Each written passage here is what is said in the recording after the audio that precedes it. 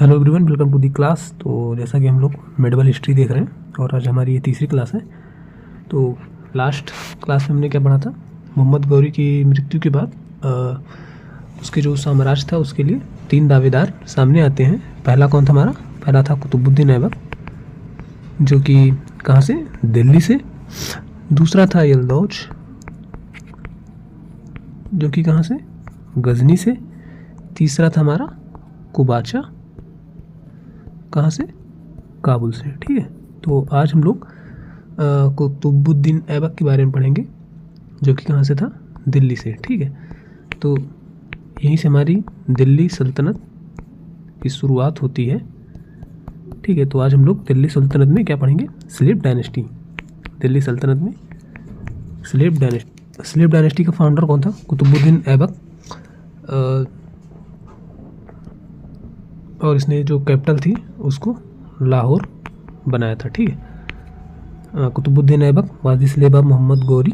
कुतुबुद्दीन ऐबक जो था मोहम्मद गौरी का गुलाम था एक, who made him the governor of his Indian possession, जिसने मोहम्मद गौरी ने कुतुबुद्दीन ऐबक को गवर्नर बनाया था। ठीक है, after the death of Gauri in 1206 Aibak declared his independence. He assumed the title sultan and made Lahore his capital. 1206 में गौरी की मृत्यु के बाद ऐबक जो है अपने आप को स्वतंत्र घोषित कर लेता है और टाइटल ऑफ सुल्तान लेकर लाहौर को कैपिटल बनाता है। Muslim writer call Aibak lakh Bakhsh और giver of lakh because he gave liberal donation of to them. ठीक है, तो इसे एक टाइटल मिला था कि वो टाइटल क्या था? लाख बख्श था। टाइटल लाख बख्श क्यों मिला था? क्योंकि जब ये रूलर बना, आफ्टर बिकमिंग द रूलर, इसने जो सिटीजन्स थे, जो इसकी प्रजा थी, उनमें इसने मतलब लाखों रुपए दान किए, इसीलिए इसको कौन सा टाइटल मिला? टाइटल लाख बख्श। ठीक है, famous Quwwat ul Islam mosque at Delhi. He began the construction of the famous Qutub Minar at Delhi but did not live long to complete it. It was later completed by Iltutmish.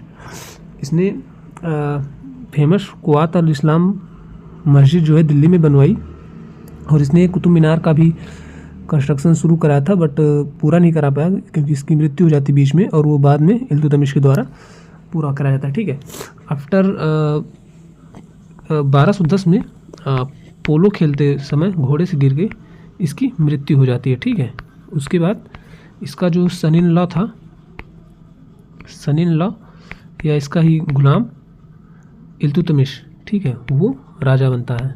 Iltutmish वो राजा बनता है।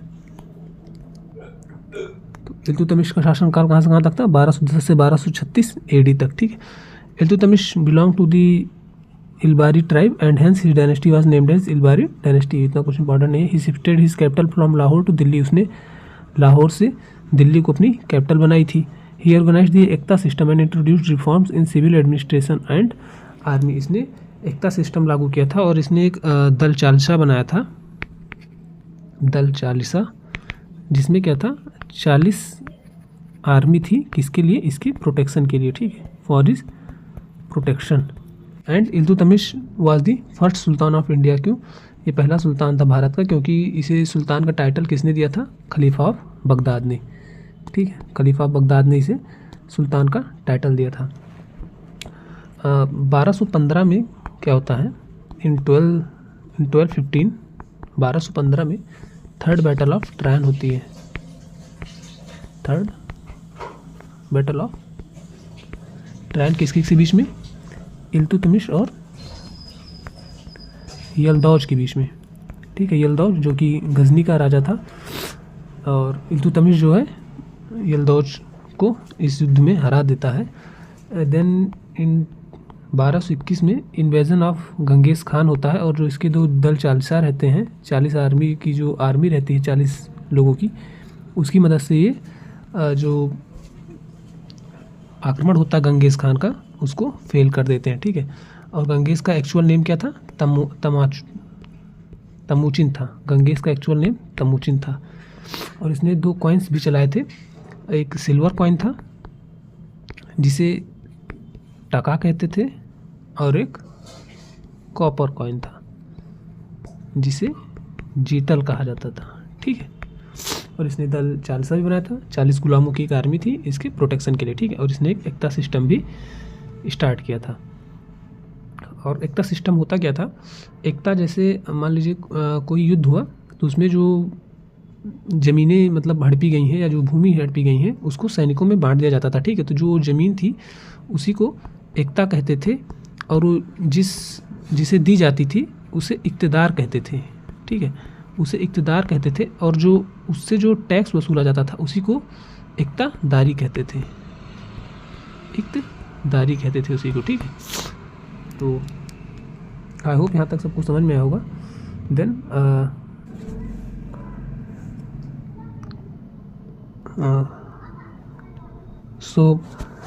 इल्तुतमिश ने रजिया सुल्तान को अपना नेक्स्ट सक्सेसर डिक्लेयर किया, ठीक है।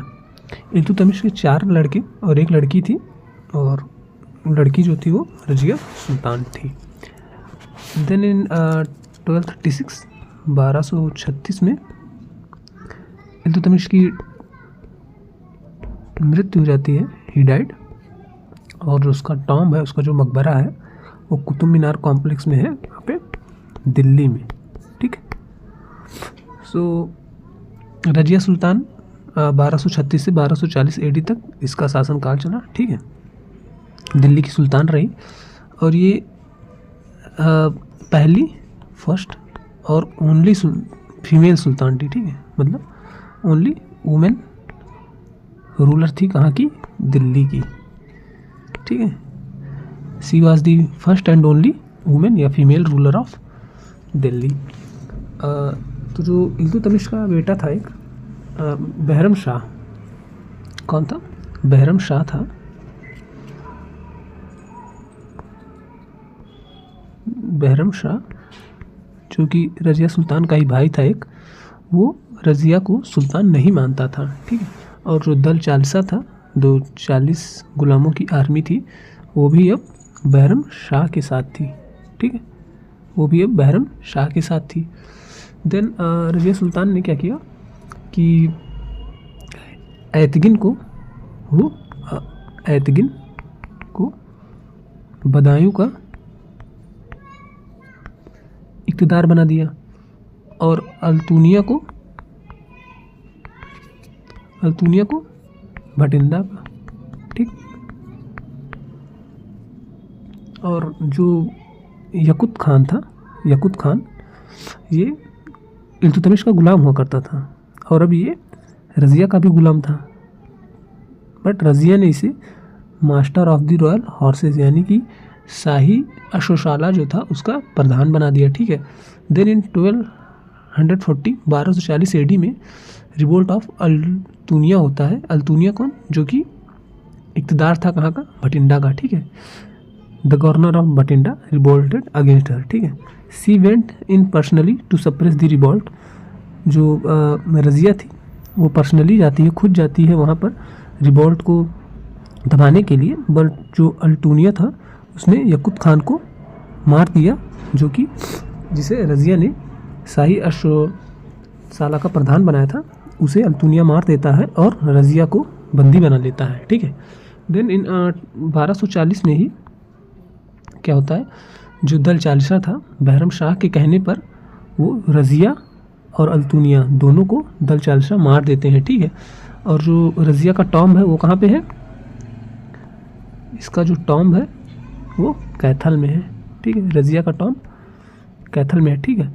तो रज़िया का हमें कार्यकाल याद रखना है, 1236 से 1240 तक था AD तक, और ये पहली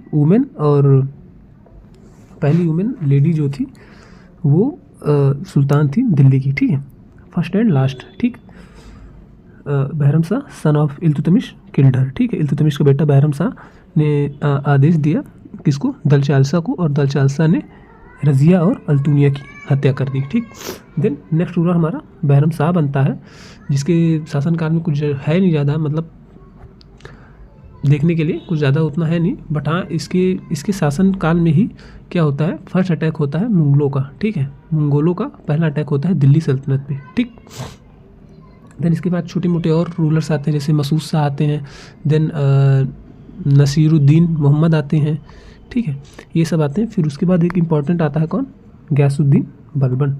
ठीक है, कौन आता है, गयासुद्दीन बलबन, जो 1266 से 1286 या 87 तक कह सकते हैं जिसका शासनकाल रहा। ठीक है, बलबन सबसे पहले क्या करता है कि दल चालसा को एबॉलिश कर देता है, मतलब दल चालसा को, जो दल चालसा था उसे ख़त्म कर देता है। ठीक है, बलबन ने दल चालसा को खत्म कर देता है। ठीक है, और एक पॉलिसी शुरू करता है, कौन सी, आयरन एंड ब्लड की पॉलिसी। कहाँ पे, दिल्ली में। ठीक है, Balban introduced rigorous court discipline and new customs such as prostration and kissing the sultan's feet to prove his superiority over the nobles। इसका क्या मतलब हुआ, इसका मतलब ये हुआ कि एक सिस्टम लागू करता है, कौन सा, सिजदा एंड पायबॉस सिस्टम। ठीक है, सिजदा एंड पायबॉस सिस्टम ये लागू करता है। इसमें क्या होता है कि जो भी बलबन के सामने आएगा, जो भी उससे मिलने आएगा, वो पहले घुटनों के बल आकर सर झुकाएगा, देन फिर लेटकर इसके पैर छुएगा। ठीक है, अपनी सुपीरियरिटी इसके प्रति दिखाने के लिए। ठीक, देन ये एक नया फेस्टिवल भी इंट्रोड्यूस करता है, शुरू करता है, जिसका क्या नाम रहता है, नौरोज, जो कि पर्शियन न्यू ईयर है। ठीक है, नौरोज क्या है, पर्शियन न्यू ईयर है। ठीक है, then he also introduced the Persian festival of Nowruz to impress the nobles and people with his wealth and power। वही चीज़ लिखी हुई यहाँ पे। He established a separate military department, Diwani Arz recognised the army. ठीक है, इसने एक नया मिलिट्री डिपार्टमेंट भी शुरू किया था।